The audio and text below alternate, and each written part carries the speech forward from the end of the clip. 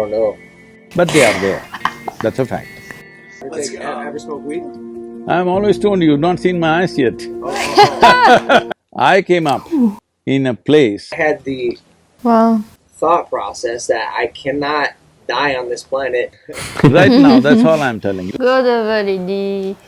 That might be one of my favorite Sadhguru videos I've ever seen. It's like you almost seem like you're tipsy. I was like, I know. Mahadeva, Mahadeva, Mahadeva, Shambho, Shambho, Mahadeva. Hey, how we doing? My name is Vish, And I'm Nina. and today we'll be reacting to… Logan Paul asking Sadhguru if he's ever smoked weed. So have you heard of Logan Paul or Sadhguru before? Sadhguru, yes. Logan Paul, yes. I know him as the YouTuber Logan Paul though. Yeah, this will be exciting because seeing such almost polar opposite people interacting and talking will be cool. So let's get into it. I have a question. Never taken a sip of alcohol, right? Hmm?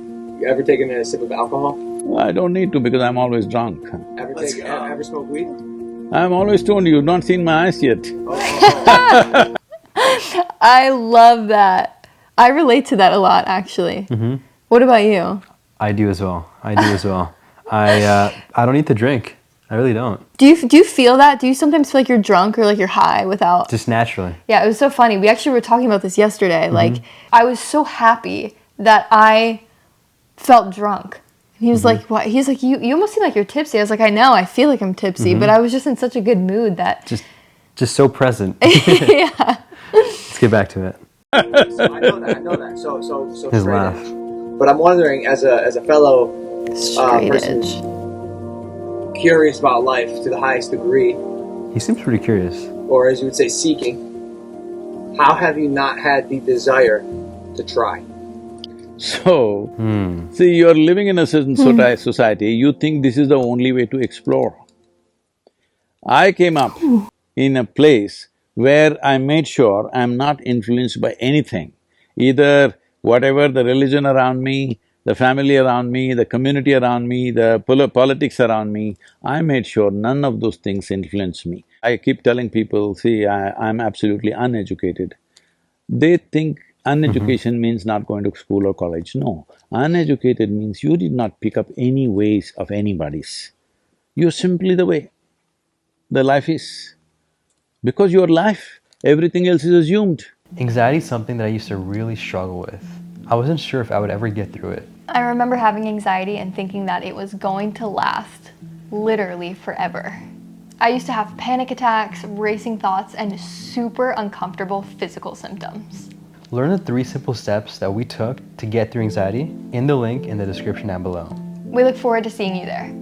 If you have experienced the nature of life that you are and the source of life which is also throbbing within you, why would you try picking up leaves and weeds? Aren't you curious? What you know through the weed, I know 1,000,000x over that within myself. So why will I be curious about something like that? Do you play with the teddy bear every day today? No, yes, yes. Why are you not… Yes, he does. Are you not curious how it feels, the child loves it so much? I went through the phase, I experienced it. That's what, when you were a child it happened, right? That's a good answer. So I'm saying I grew up when I was 4.5 years of age. I'm also a fellow curious person, and I had the Wow. thought process that I cannot die on this planet not knowing what a psychedelic does to my brain. I've refused. That's something I wanted to try before I died, and I did. And I'm just wondering, from a fellow person who is seeking, how that See, doesn't titillate you in some way. see, the thing is this, right now, His laugh. we are all sitting in the same place, breathing the same air.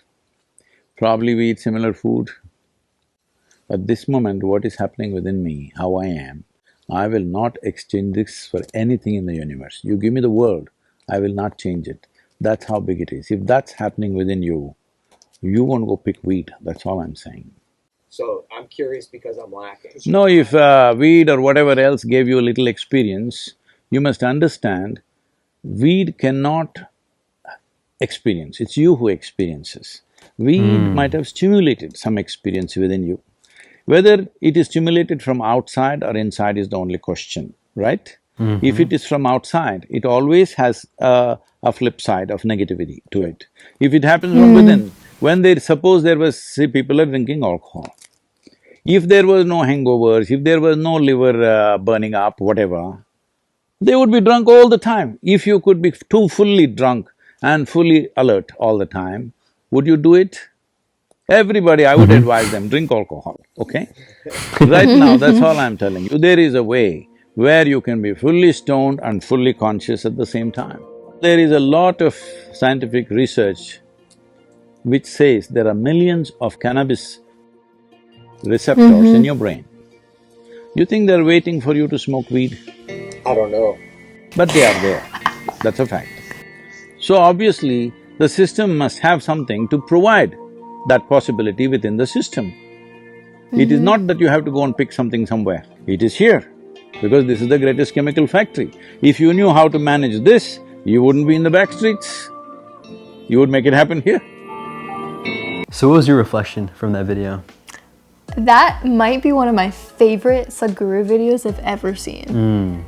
Because it's not that like smoking weed or drinking alcohol I see as a bad thing or a wrong thing, but it's just that when you're able to access very similar states that you access when you're smoking weed or drinking alcohol, when you're able to access that on your own, it transforms you rather than just getting you into a state and then you going back to where you were, or I mean maybe to a lower state than you were before, right? Because there's always consequences to that. Exactly. I was able to get to these incredible places through meditation and through just like movement of my body, and no experience with psychedelics, with alcohol, with any drug, anything has ever been that powerful. Yeah. I love that, Nina, because I haven't experienced psychedelics, so I don't know exactly what that looks like or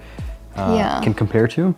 But what's so important here, especially from my little experience here with my own spiritual journey, there are different ways, right, to access different states of consciousness and awareness. And what's so important, though, to just be aware of is the fact that it's such a delicate thing, right? Like deepening your awareness, it's such a subtle like one thought, you get one thought, that one thought could lead to a million other thoughts, and already your consciousness or your awareness is now at a different level, right? Typically lower if you're having all these thoughts. And so it's such a delicate thing. And so because of that, I feel like it's so important that you take the steps that are gradual, that are step by step, right? Because I've heard from these drugs, psychedelics, whatever, it's like skipping steps, it's skipping all these different things that you would have had to take in the harder route, which is, let's say, through meditation. It's not that quick, it's not an overnight thing that you feel like you're enlightened or you experience all these cool states. It takes time, it takes dedication.